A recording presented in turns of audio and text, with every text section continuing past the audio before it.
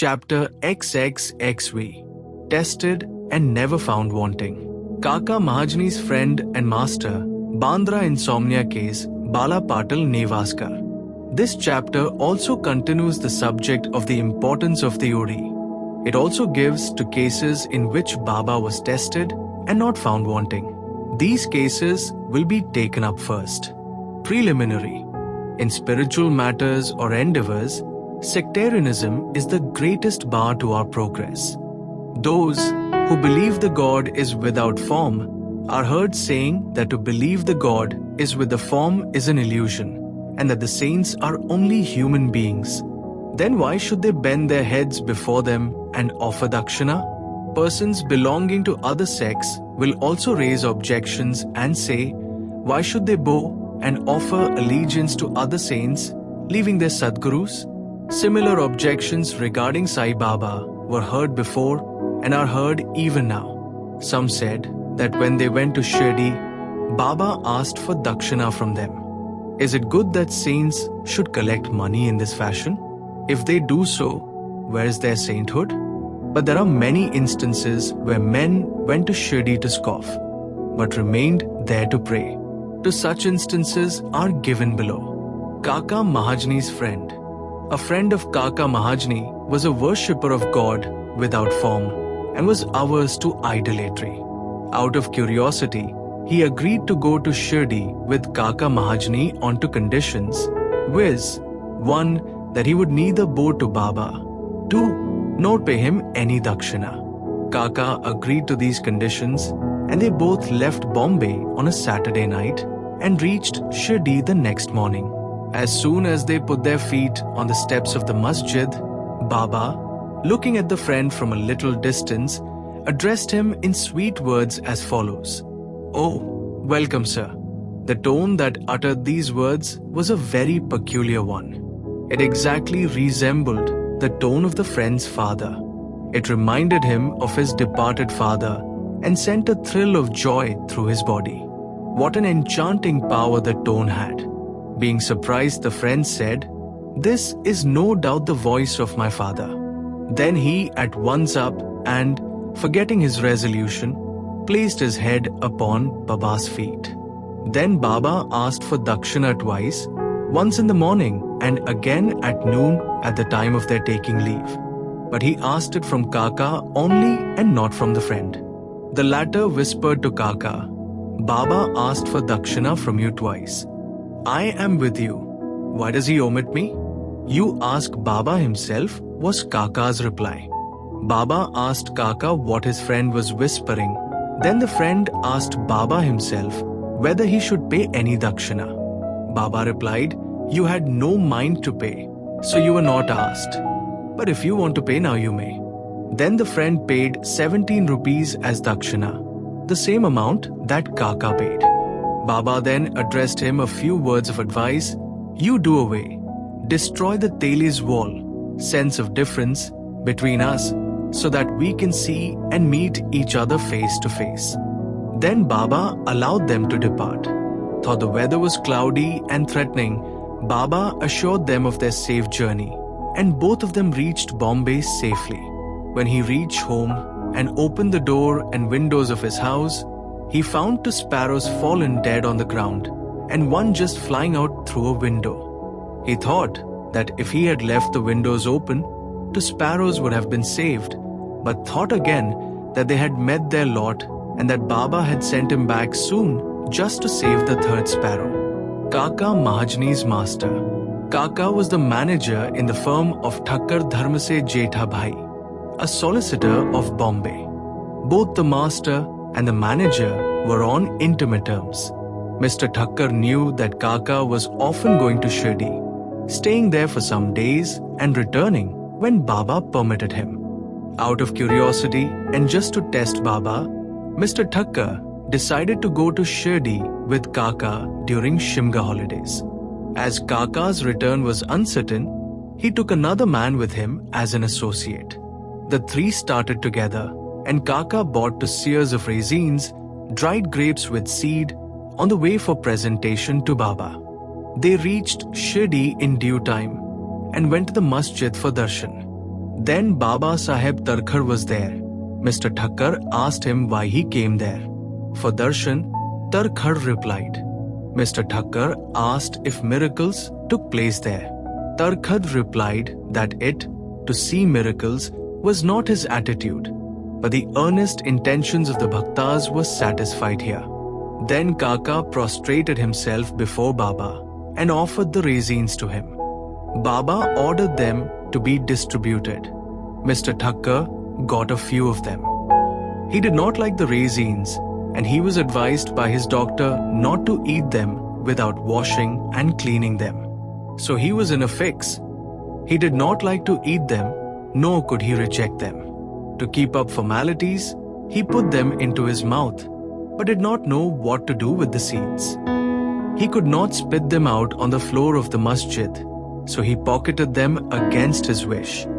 He then said in his mind that if Baba was a saint, how could he be ignorant of his dislike for the raisins, and could he force them on him? When this thought arose in his mind, Baba again gave him some more raisins. He could not eat them, but held them in his hand. Then Baba asked him to eat them up. He obeyed and found, to his surprise, that they were all seedless.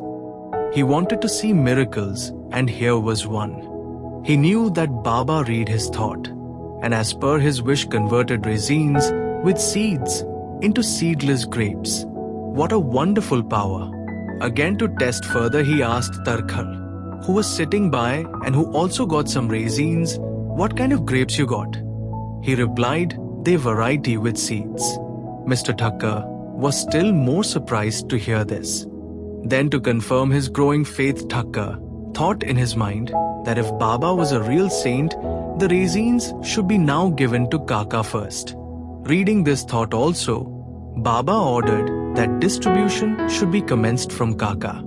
These proofs were sufficient for Thakkar. Then Shama introduced Mr. Thakkar as the master of Kaka, upon which Baba said, how could he be his master? He has got a different master altogether. Kaka appreciated this reply. Forgetting his resolve, Thakkar saluted Baba and returned to the Wada. After the Nunarti was over, they all went to the masjid for taking Baba's leave for their departure. Sharma spoke for them. Baba then spoke as follows.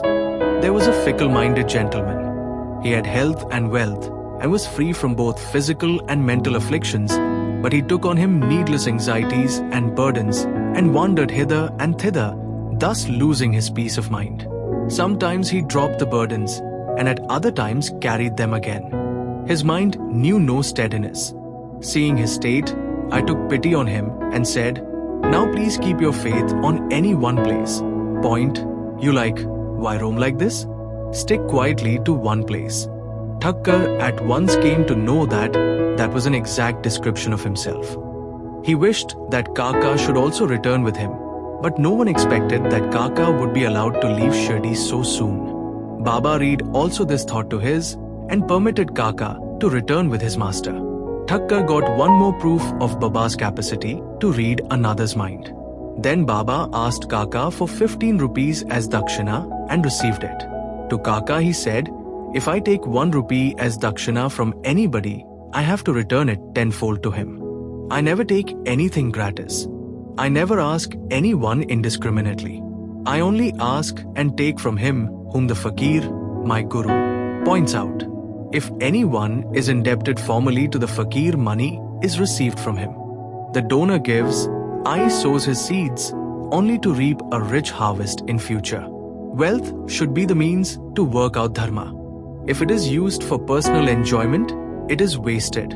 Unless you have given it before, you do not get it now. So the best way to receive is to give. The giving of dakshina advances vairagya, non-attachment, and thereby bhakti and janana. Give 1 and receive tenfold. On hearing these words, Mr. Thakkar himself gave 15 rupees in Baba's hand, forgetting his resolve not to do so. He thought he did well in coming to Shirdi, as all his doubts were solved, and he learnt so much. Baba's skill in handling such cases was unique.